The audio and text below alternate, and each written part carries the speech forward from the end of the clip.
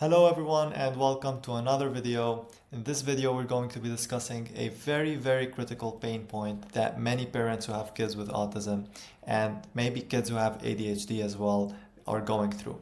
So kids who have challenging behavior and how the parents are basically dealing with their personal life, with their family life, with their chores, maybe with their work, etc. etc. So I've been working with parents who have kids with autism, and the main concern that I feel is like I cannot tell them to do so many things because they won't implement it, or maybe they will have personal issues because maybe they will neglect their health or whatever thing that I want them to focus on as well. So I have to be very careful with the amount of tasks and the things that we are working with. So I keep things to be very slow and make sure that we are taking the necessary steps one step at a time. So the reason why this is very important is parents who have kids with autism are having so much overwhelm, right? And this is not normal in terms of like the average family, right? So if you are a parent to a child with autism, you already know that the challenges and the work and the effort that you're putting is not average, right? It's not normal. It's like beyond what the average family or the average parent is doing, right? And for me, like this is a superhero mom doing the work, and it's amazing, but also it comes with side effects. And one of these side effects is maybe you neglect your health, you neglect maybe spending time with your husband or family or with friends, doing the things that you enjoy just because of the time management problems, and you want to do so many things, right? You're trying to push so many buttons.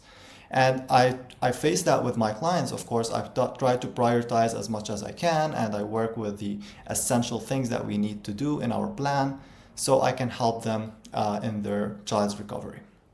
For those who don't know me, my name is Wael Al-Jurdi. I'm a holistic health coach who works with parents who have kids with autism, and I help them in establishing a dietary and a recovery training program at home where they can help their child thrive and develop to their fullest potential. So let's begin with the video. In this video, you will be seeing the majority of it being visual. And the reason why I want to keep it visual is so it can be absorbed by us more. The same thing with kids who have autism. Kids with autism are more visual, right? So if we see things in a visual manner, it will be stuck in our head. So you can see here a pyramid, and in that pyramid is the priorities of life, of every human's life. We have a priority. And the first priority is spiritual life, then our health, then our personal life, then our family, then our social life, then behavior, then our emotions.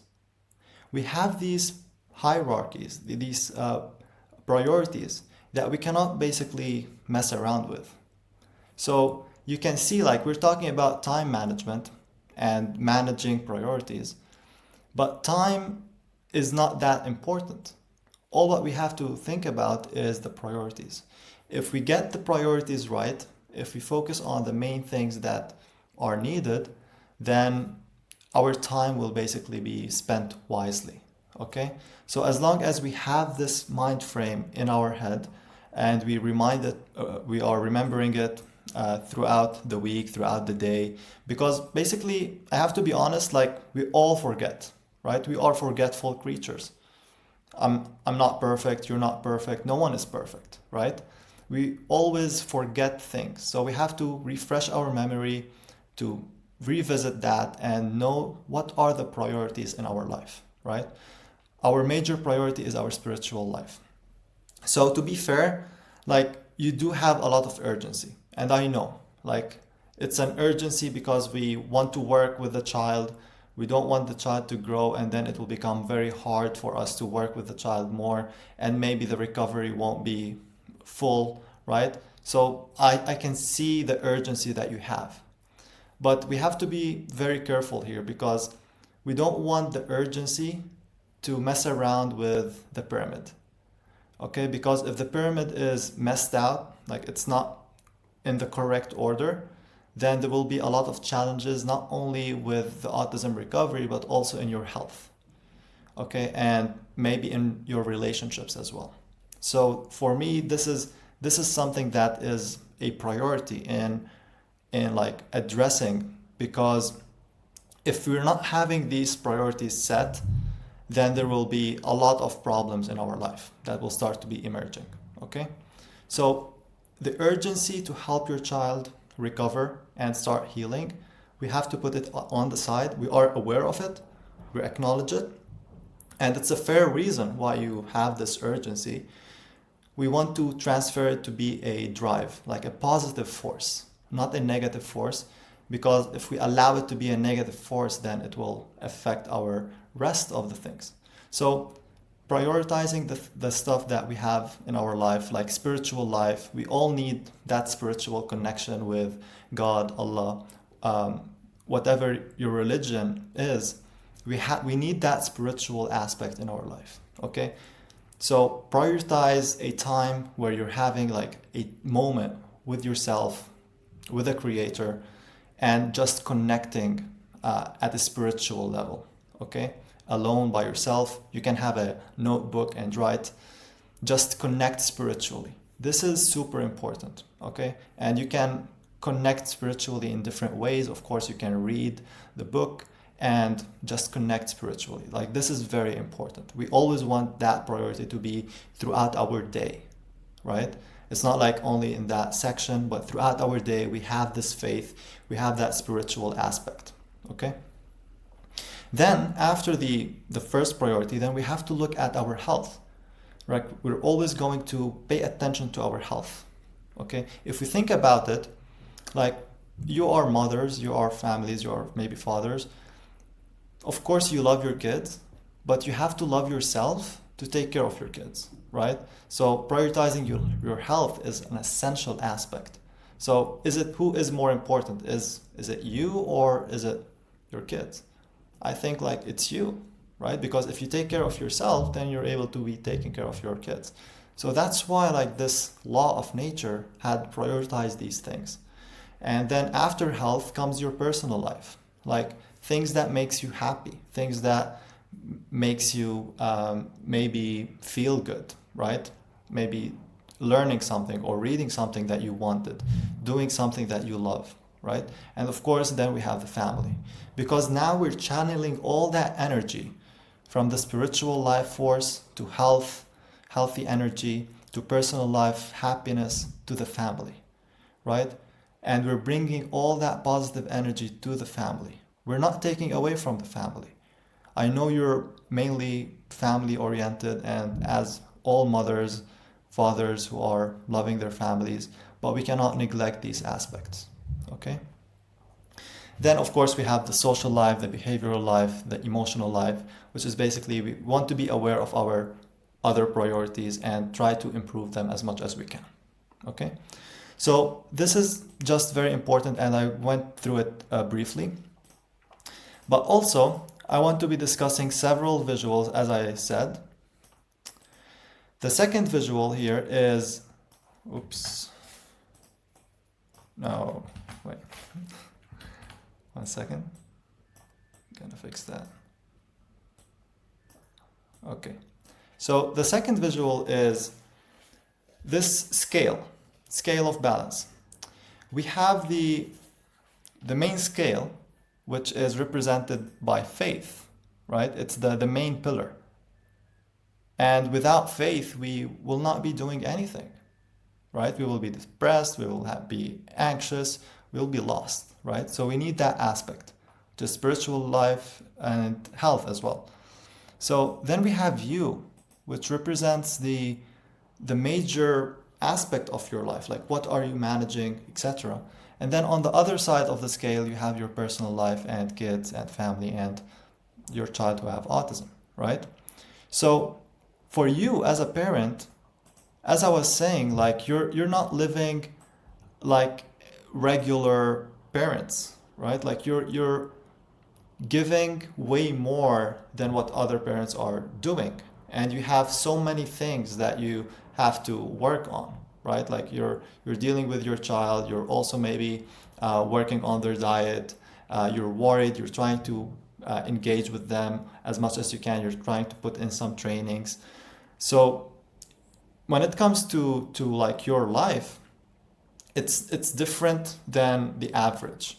So generally here, the more that side here gets heavy, you will need to put in more here so you can balance it out, right? Because like we need to find balance here. And the way that you find balance here is to do something for yourself, right? You need to do something for yourself, because if you don't, then there will be a lot of challenges and the balance will be off scale and maybe the whole thing will break. Okay? Then for another representation or visual is the jar of life. Maybe you're familiar with this one. The jar of life is basically saying that we have certain tasks, certain priorities in our life, but we need to know how to organize them. So it's not like we don't have enough time or maybe we're busy. So instead of saying busy, let's say like I'm not prioritizing well. Because when we say busy, we're going to put in an excuse that somehow we cannot see, right? Like we're blinding ourselves by just saying busy. Okay, let's see why you are busy, right? Like why am I busy? Where's my time going? And when we look deeper into that, we see that it's all about prioritization and how we are organizing our day. Because the moment that we get rid or do the priority tasks is the moment that we feel rested and the moment that we feel that we have so much time, right? So if let's say the rock here is the most important priorities of your day. Let's say preparing the meals, sending the kids to school, or eating breakfast even, like that's of course the main priority, and even sleeping, right? So what are the main priorities? If you focus on those as the main thing to just implement and make sure that they are in place, and then everything in the rest of the day will flow very easily, because those are basically the major priorities. But if let's say we woke up in the morning and then we're thinking about priorities that are not very relevant, like it's not very important, then we're going to be feeling very overwhelmed, because like our priorities are falling over us, and it's like a huge mess basically, right? So the moment that we take in the first priorities, maybe we take a list of them, we just write the biggest priorities and just focus on those. The moment that we focus on those and make sure that we tick them throughout the day, make sure that they are perfect as possible. Let's say for sleep, for example, your health, your sleep will be here, the second most priority, right? You need to have 10 to 8 hours of sleep, right? So if you're not getting 8 to 10 hours of sleep, then you're not focusing on that priority, right? So your sleep is a rock. So you need to prioritize sleep. You need to prioritize your spiritual life, time with your family, all that stuff that are most important tasks or priorities. So the jar of life basically say that if we fill the jar with sand first, then there will not be any room for the pebbles and the rock. Okay? So what we should do is we put the rocks first, as much as it can fill. Then we put the pebbles, and then the pebbles will take its form among the rocks. Then we shake it maybe. Then we add the sand, and then it will take form for the whole jar, basically. And this is a good illustration in real life where, okay, we should prioritize the most important tasks, and that's how we find time. So if you're having time management problems, then it's basically priority management problems. So go ahead and write down the most important tasks that you have to do in a day. And the important task basically feels like after you do this task, you will feel so good, right? And that is the most important task, okay? Then another Another visual here is the oscillation of life. Like this is how our behavior happens, right? And this is how our emotions and daily life happens. Basically, let's say if we are going to the gym, okay? The peak of that behavior of going to the gym is maybe going 5 times per week, okay? That's 5 times per week going to the gym. Then the lowest peak is when we are, the lowest low is basically when we are going maybe 1 time or not going at all. So we fluctuate between these patterns in life. Like we have a maximum, then we have a minimum. We fluctuate.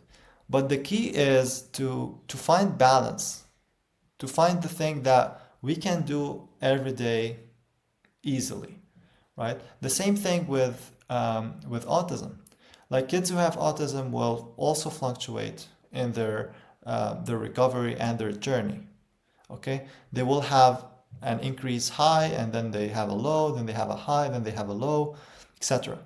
But the way that we break that cycle and the way that we improve the system is by finding the balance, finding the thing that we can surely do, not going to the extreme, not going to the maximum of, let's say, 7 days a week. I have to go every day to the gym.